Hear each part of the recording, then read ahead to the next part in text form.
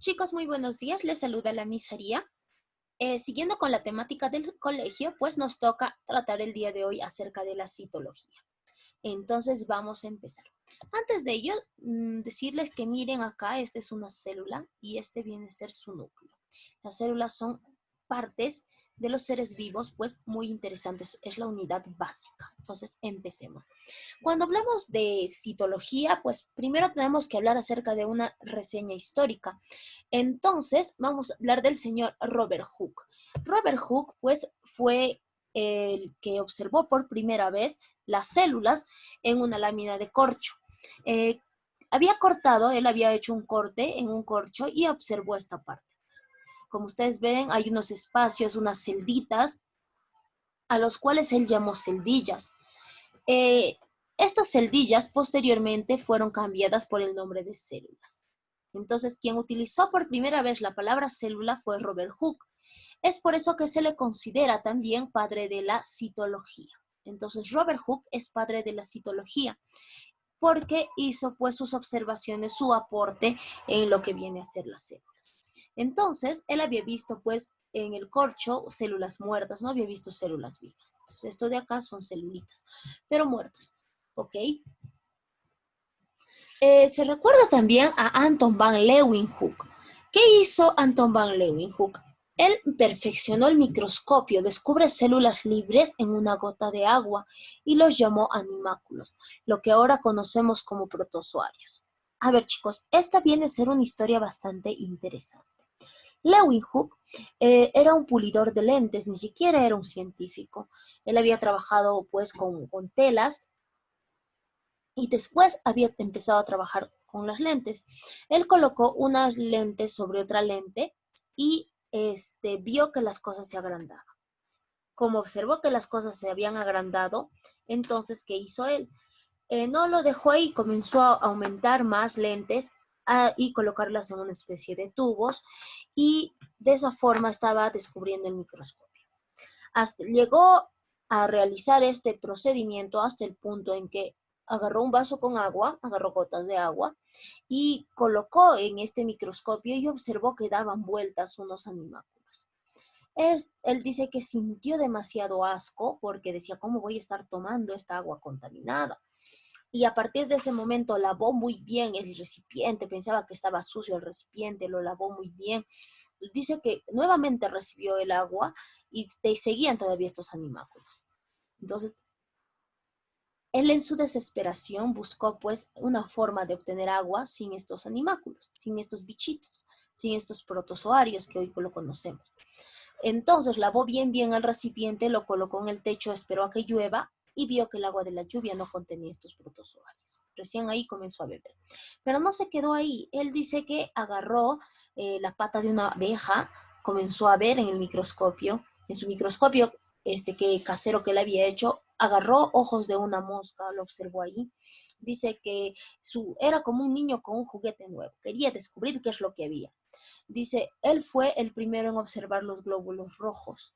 Entonces agarró un mondadientes, se limpió el sarro de los dientes y dice que él quedó asombrado porque vio que en la cavidad bucal, en la boca, había cantidad de microorganismos. Dice que él quedó espantado y dijo, ¿qué significa? Pues un beso, intercambio de microbios, le decía, él se sentía muy asustado.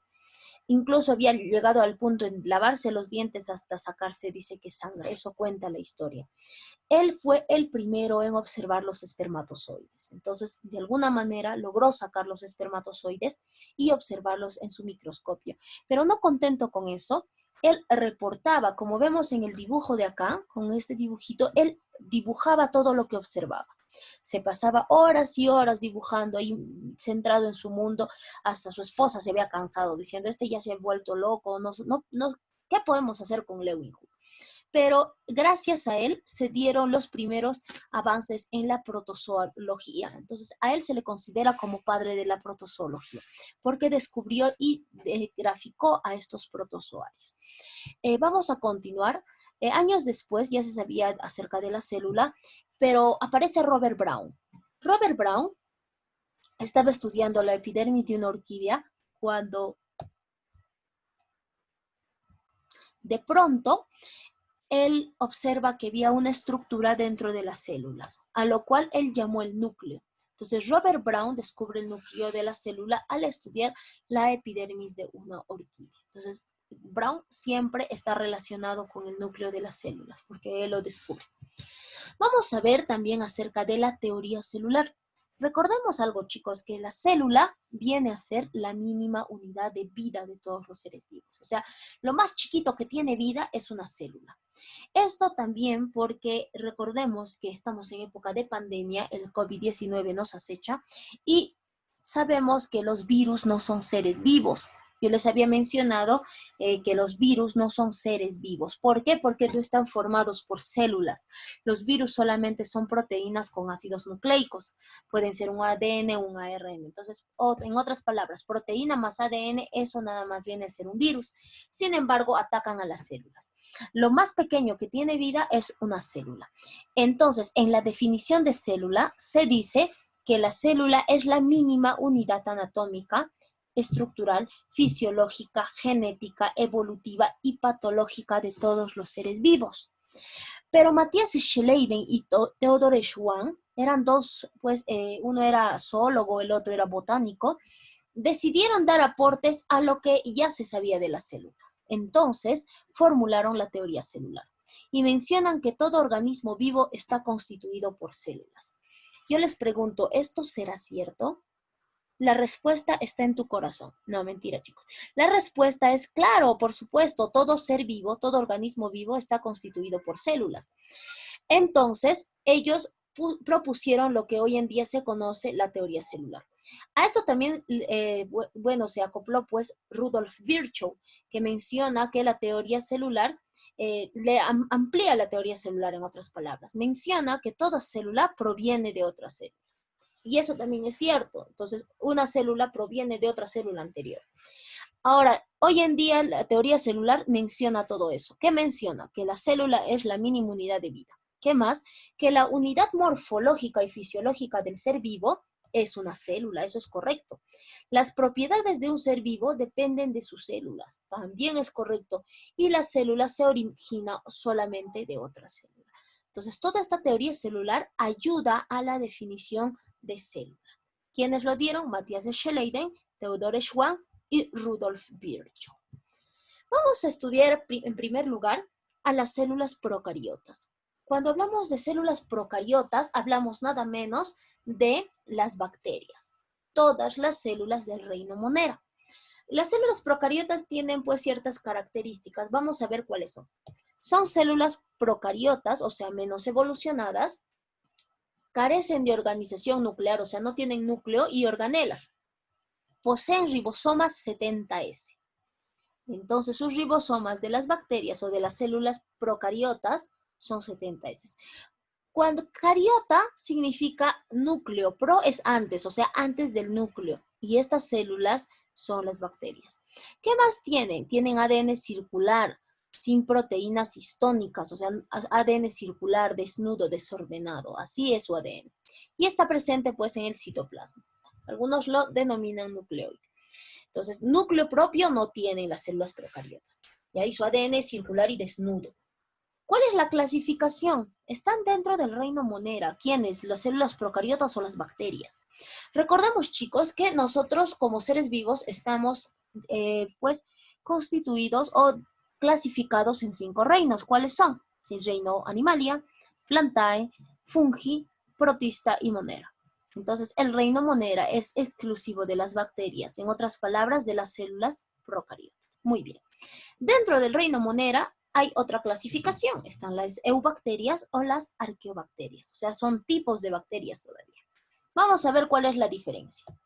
Las eubacterias son las bacterias propiamente dichas. O las cianobacterias, bacterias verde azuladas. Y están las arqueobacterias. En otras palabras, estas son más antiguas. Ya las primeras bacterias en haber aparecido. ¿Por qué?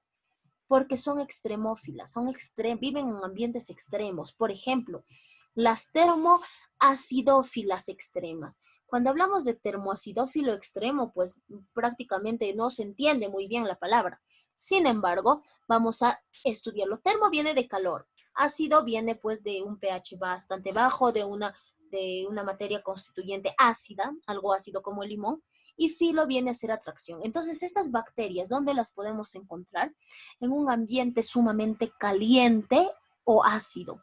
Por eso se dice extremas. ¿Qué más? Hay bacterias que viven en esas temperaturas, con las temperaturas demasiado altas o en lugares donde el ácido es demasiado fuerte. Se han encontrado. O están las metanógenas.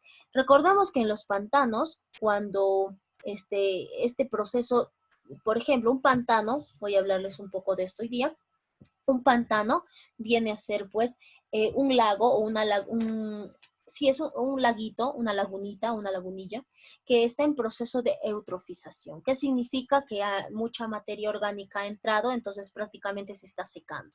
Y el pantano pues tiene arena movediza, tiene barro, y encima del pantano está el metano. Y el metano es un gas que causa combustión, o sea que se inflama. El metano también se encuentra pues en nuestros balones de gas. Y hay bacterias que producen metano, que crean ese metano. Entonces, esas bacterias son las arqueobacterias, las metanógenas. O están las halófilas extremas. Recordemos que hay, pues, lugares donde hay pozos de sal. En Arequipa, por ejemplo, hay un lugar donde es sumamente salado, y en ese ambiente sumamente salado están estas bacterias halófilas y son extremas, porque otro ser vivo en un ambiente pues así lleno de sal no podría vivir. En cambio, estas bacterias sí pueden vivir. Entonces, también se encuentran bacterias en aguas termales, se han encontrado bacterias en la lava que soportan grandes temperaturas, bacterias presentes en la nieve que soportan temperaturas bastante bajas. Entonces, esas son tipos arqueobacterias. Las que viven en ambientes extremos son arqueobacterias. En cambio, las que producen enfermedades, algas verde azuladas, cianobacterias, son las eubacterias. Entonces, hemos visto la clasificación. No te olvides que si tienes alguna pregunta, lo anotes y en el momento del enlace vamos a resolver tus dudas. Vamos a estudiar acá un poco de la célula procariota. Entonces, antes de estudiar a las células eucariotas, primero estudiamos a las bacterias, a las procariotas. Esta es una estructura de una célula procariota, de una bacteria. Tiene forma de cápsula. ¿Cuál es?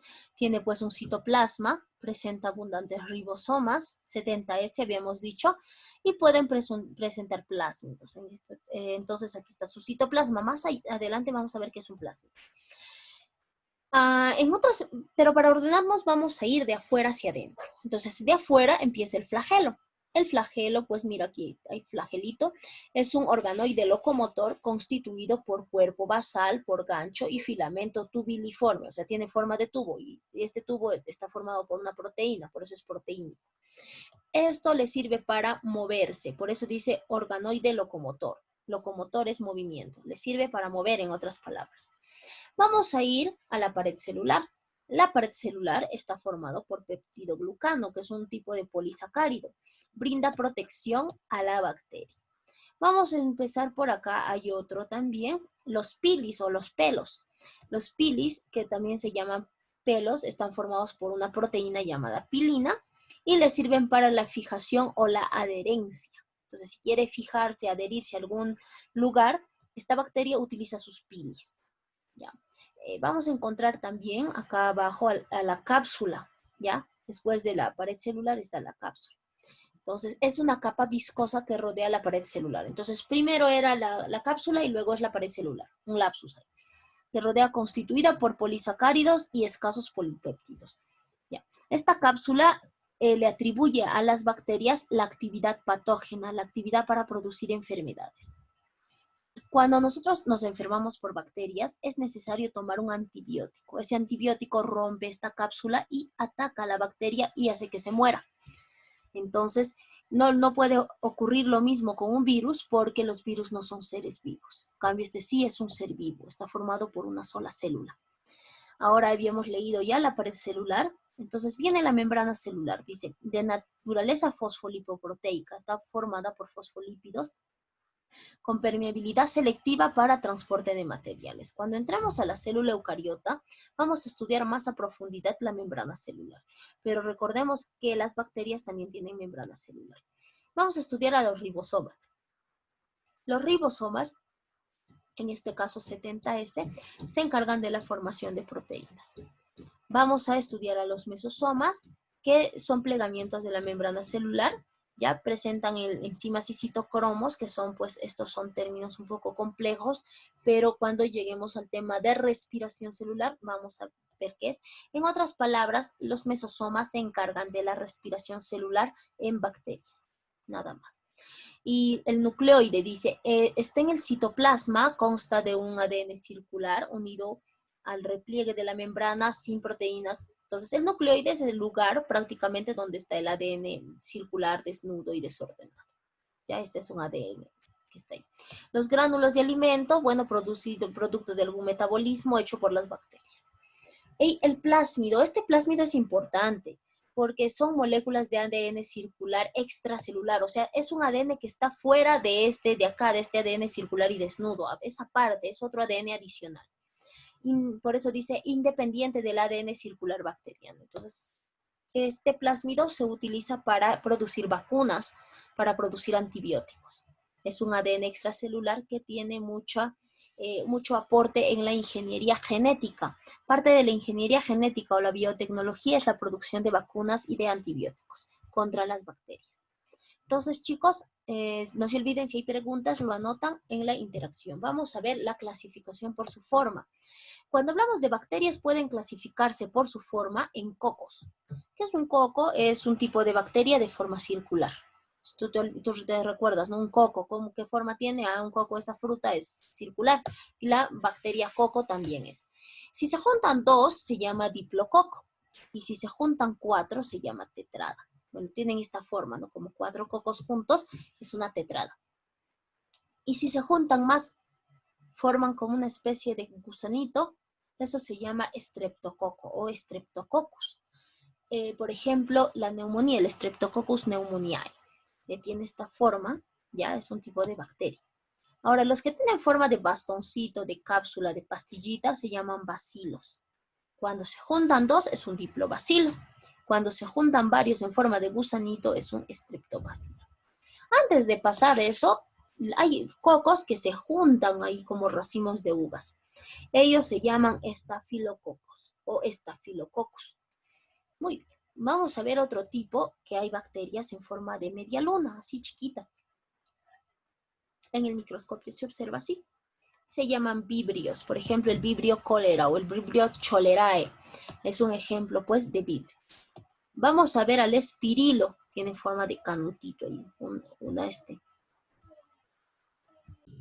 Entonces, chicos, también tenemos a las espiroquetas, que son más alargaditas que los espírilos.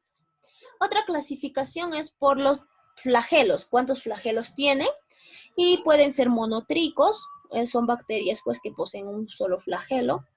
Pueden ser lofótricos, que poseen un mechón de flagelos. Por ejemplo, esta de acá es un lofótrico, tiene un mechón de pelos, muy bien, o mechón de flagelos, perdón. Pueden ser perítricos, poseen flagelos alrededor de toda su estructura, por toda su estructura. O anfítricos, un flagelo por adelante y otro por ahí, en ambos extremos. Entonces, las bacterias hay bacterias de diferentes tipos, no solamente la bacteria tiene esta forma de acá.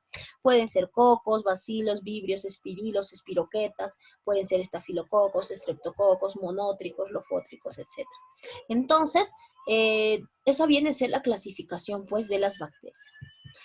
Vamos a empezar con célula eucariota. Por el día de hoy solamente vamos a avanzar lo que viene a ser la estructura, porque vamos a tratarlo a profundidad en el siguiente video y la siguiente semana. Dice, para un estudio más ordenado y dinámico, la célula eucariota comprende las siguientes estructuras. Está la cubierta celular, está la membrana celular, está el citoplasma y el núcleo celular. Son estructuras muy interesantes que las vamos a estudiar la siguiente semana. ¿Está bien? Pero recuerden algo, chicos, que la célula eucariota puede ser eucariota vegetal o puede ser una eucariota animal. Cuando nosotros analizamos, yo les había dicho que los seres humanos, pues, los seres vivos estamos clasificados en 5 reinos y los seres humanos pertenecemos al reino animalia. No hay un reino del ser humano, no estamos dentro del reino animal, biológicamente. Entonces, cuando hablamos de tipo de células, por ejemplo, los hongos y las plantas y las algas tienen célula vegetal. En cambio, los protozoarios y los animales tenemos célula animal. ¿Está bien? Entonces, eso es todo por hoy, chicos. Cuídense. Hasta la próxima. Estudien mucho y nos vemos. Bye, bye.